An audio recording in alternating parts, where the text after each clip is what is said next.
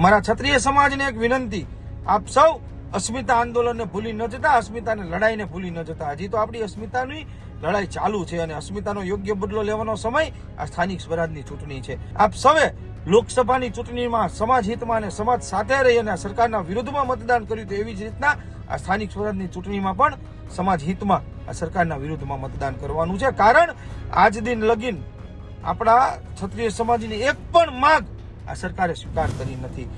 સ્થાનિક સ્વરાજની ચૂંટણી નજીક આવી રહી છે, જે માટે 16 ફેબ્રુઆરીએ મતદાન થશે અને 18 ફેબ્રુઆરીએ મતગણતરી થશે.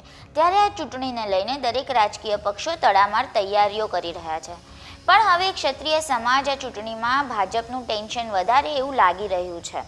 કારણ કે હાલમાં ક્ષત્રિય આગેવાન રવિરાજસિંહ ગોહિલે ચૂંટણીમાં અસ્મિતા આંદોલનને ન ભૂલી જવા માટે સમાજને વિનંતી કરી છે. આજે આ જ મુદ્દે વાત કરશું આ વિડીયોમાં. નમસ્કાર, વાઇબ્સ ઓફ ઇન્ડિયા સાથે હું સુરભી.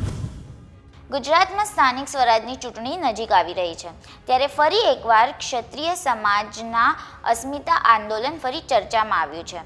ક્ષત્રિય આગેવાન રવિરાજસિંહ ગોહિલે સમાજને કહ્યું કે આપણી અસ્મિતાની લડાઈ ભૂલી ન જતા, હજુ તો આપણી અસ્મિતાની લડાઈ ચાલુ છે અને અસ્મિતાનો યોગ્ય બદલો લેવાનો સમય આ સ્થાનિક સ્વરાજની ચૂંટણી છે. સાંભળો રવિરાજસિંહ ગોહિલે શું કહ્યું. મારા ક્ષત્રિય સમાજને એક વિનંતી, આપ સૌ અસ્મિતા આંદોલનને ભૂલી ન જતા, અસ્મિતાને લડાઈને ભૂલી ન જતા. હજી તો આપણી અસ્મિતાની લડાઈ ચાલુ છે અને અસ્મિતાનો યોગ્ય બદલો લેવાનો સમય આ સ્થાનિક સ્વરાજની ચૂંટણી છે. તાજેતરમાં ગુજરાતની અંદર અને એમાં પણ ખાસ કરીને જે વિસ્તારની અંદર સ્થાનિક સ્વરાજની ચૂંટણી છે, આ વિસ્તારની અંદર વસતા મારા ક્ષત્રિય સમાજના વડીલો, મારા યુવાન ભાઈઓ, મારા માતાઓ બહેનો, આપ અસ્મિતા આંદોલનને ભૂલી ન જતા.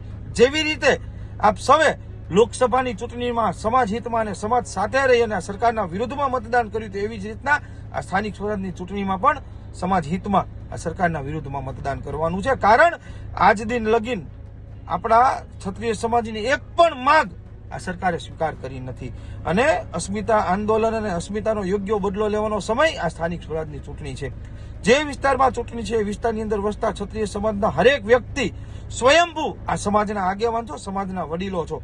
તમારે પોતાએ તો સમાજ હિતમાં કાર્ય કરવાનું છે, પણ બીજા પાસે પણ સમાજનું શુભ કાર્ય આ સરકાર વિરુદ્ધનું મતદાન કરાવવાનું છે.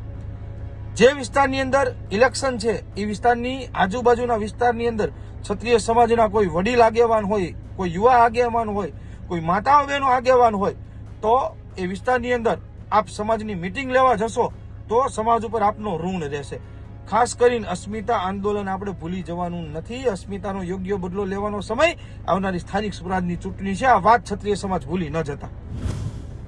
સ્થાનિક સ્વરાજની ચૂંટણીમાં ફરી ક્ષત્રિય સમાજે ભાજપ વિરુદ્ધ મોરચો માંડે તો ભાજપની મુશ્કેલીઓ વધી શકે છે. ત્યારે આ અંગે તમારું શું કહેવું છે, અમને કોમેન્ટ કરીને જણાવજો. દેશ, દુનિયા અને ગુજરાતના તમામ સમાચારો માટે જોડાયેલા રહો વાઇબ્સ ઓફ ઇન્ડિયા સાથે.